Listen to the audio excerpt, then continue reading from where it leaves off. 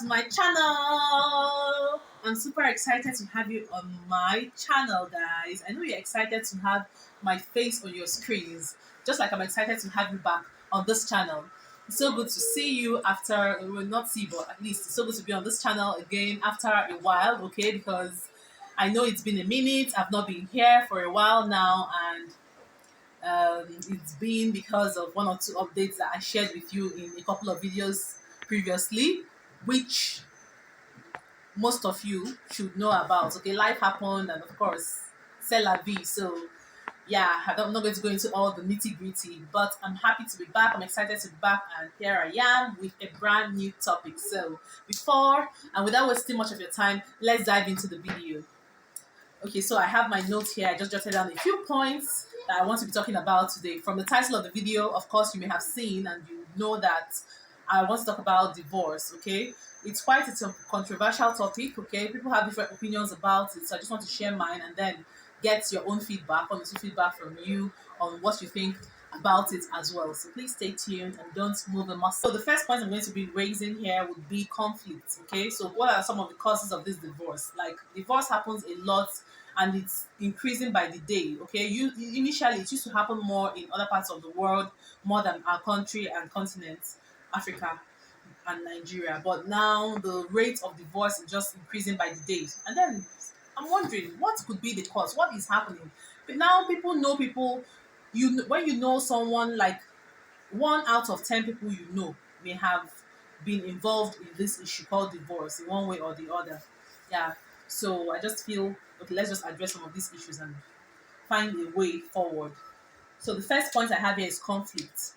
And I'm like, yeah, conflict happens, of course. Conflict happens in homes, in relationships, in marriages. Couples have conflict, they fight, okay, they have issues that come up here and there once in a while. But the main thing should be people overcoming and getting over those conflicts. How do you overcome it? How do you get over it?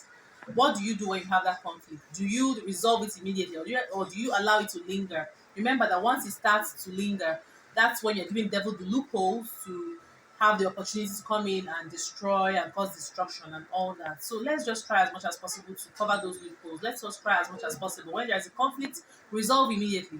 Sisters and brothers fight, even parents and their children have issues once in a while. Don't talk more of someone who never knew themselves from childhood. They just made themselves in adults and decided to get married. Of course, you have conflicts, you have issues, but just try to find a way to resolve those issues so it doesn't linger and start resulting in something like divorce. Okay, the second one I'm going to be talking about will be infidelity. Infidelity is another very major issue that arises in marriages today. And there are a couple of reasons that could lead to that, but whatever it is, just find a way to boycott those habits, okay? Try to know that you've made a vow before God, you made a vow before the altar of God and before man. So try to keep your own end of the bargain. Try to keep the vow. You cannot make a vow before God and then you're doing something else. You made that vow to be one till death do you part. So keep to that vow and try to make sure you hold up to your principles and the values that you uphold. That would go a long way towards helping with that issue. Okay, marrying too young could also be another reason that can give rise to divorce, because when people marry at a very young age, they are not exposed to a lot of things, they're not experienced, they are a bit myopic in their thinking and their views, and they don't really know what to look out for. Then when they go into the marriage and they're now seeing things that they don't understand or things that they did not anticipate, because trust me, things like that will come up. But because you're mature, you have to find a mature way to just resolve it and find a way around it. But but when people are too young, they tend to just have like just one type of mindset, and they just go into that mindset, and it destroys a lot of things, and sometimes it could lead to divorce.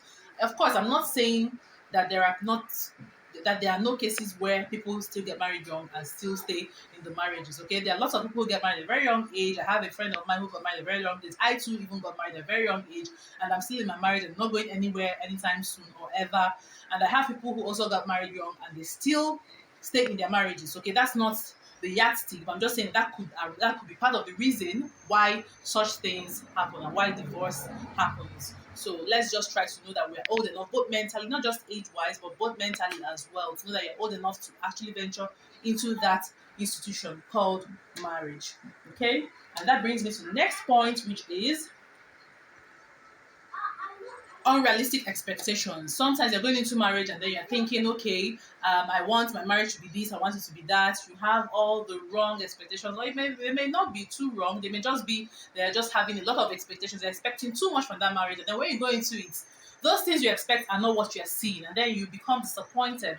So that's why most times when you do things, don't set your expectations too high. I have something that is realistic. Realistic at the end of the day, if you don't still achieve much, at least you achieve more than you want to. You achieve at least more than 50% of what you set your mind to achieve. Okay, and then you too, as a human being, you try to help your spouse and your partner in whatever way that you can. Okay, another salient point I'm going to be raising in this video would be a lot of complaints, nagging. Okay, too much nagging most of the time it drives the man out of the home. Okay, and most times, in most cases, this nagging usually comes from the women. I'm not saying that men don't nag, but when you check, the population of women who nag are higher and greater than men who nag. What are some of those things that make you to nag? Okay, there may be things that are not going the way you want. Then, of course, such is life. Okay, life is not always rosy. Things may not always go the way you want, but just find a way to resolve it, find a way around it and move on. You must not always nag. Find a way to fix those solutions. Things that you cannot fix, put into the hands of God and move on. Talk over it with your partner, okay? And move on. You don't always need to complain about every little thing. Try to overlook certain things. That's part of the reasons why marriages last. Okay, overlooking, endurance, tolerance, all these things help marriages to last. So try as much as possible to tolerate yourselves, one another, tolerate your excesses. You too have your own faults that your partner tolerates. Let's just try to find a way to overlook those flaws and those faults and those imperfections. Okay, and try to see the perfect part of any imperfection that may be in any marriage. Okay, and then I'm going to be talking about some solutions to some of these problems. Of course, I've already mentioned some, and another one I'm going to be adding will be counseling. Okay, going for counselings also help once in a while. There are people who have counselors, marriage counselors. There are also some churches, okay, that uphold and advocate marriage counseling. Okay, they are advocates to marriage counseling, so you can also be a part of those counseling sessions. They could help when you have issues. Just go there, talk it over, pray over it, and all, and get it resolved. Okay, and then of course another important solution would be talking things over. Communication is key in every marriage. Communication is key in every marriage. Any marriage that doesn't have good communication,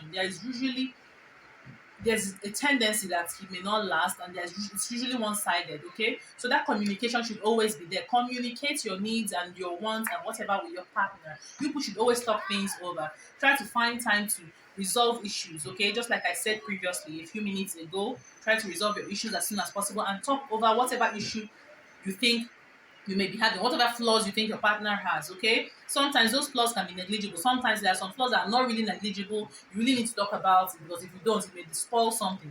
It may keep accumulating and eventually lead to spoil something. So just talk over it. Okay, communicate, talk about your needs. Sometimes your partner may not even know. They are not psychic, they can't read your mind, so they may not know what exactly you want. But when you talk to them about it, of course you can find a way around it. Because like one of my sisters-in-law would always say, every problem has a solution. There is no problem that does not have a solution. Even death has a solution. When someone dies, what happens? You bury the person. So there is no problem that would arise in your marriage that you tell me that it is new under the sun. And also, be positive. Okay, be positive. Anything you are doing in anything, you always need to have a positive mindset. Okay, have the mind, go into that marriage knowing that, okay, you want this marriage to last forever. You want it to be for better or worse. You want to be there, that the vows you actually said and made before the altar, that you are willing to uphold those vows in that marriage. Okay, don't just say it and not mean it. Okay, going into that marriage, having a positive mindset. Don't have a negative mindset when going into the marriage. Just know that everything that happens revolves around positivity. Always, what that positive energy will radiate around everything you do. To radiate into your household, your family members, your partner, your kids, because you have that positive mindset. So just try to have a positive energy about anything. Have a positive outlook towards life, towards your marriage, towards your family, and to go a long way towards helping. Hopefully, this menace called divorce is going to be tackled and is going to be at least nipped at the bud to the barest minimal as much as possible. So let's just try to do our part, and of course leave the rest to God. Okay, so let's us continue to do our own part. So yes, guys, that's what I have for you today, and I would like to hear your opinion as well. What are your opinions about this thing called divorce?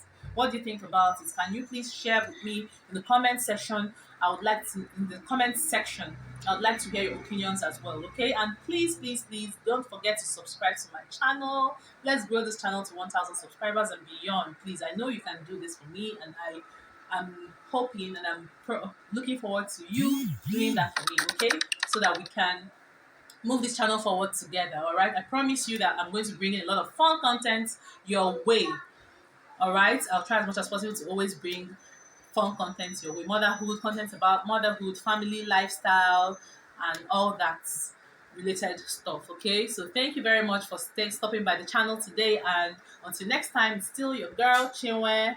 Take care of yourselves. Bye.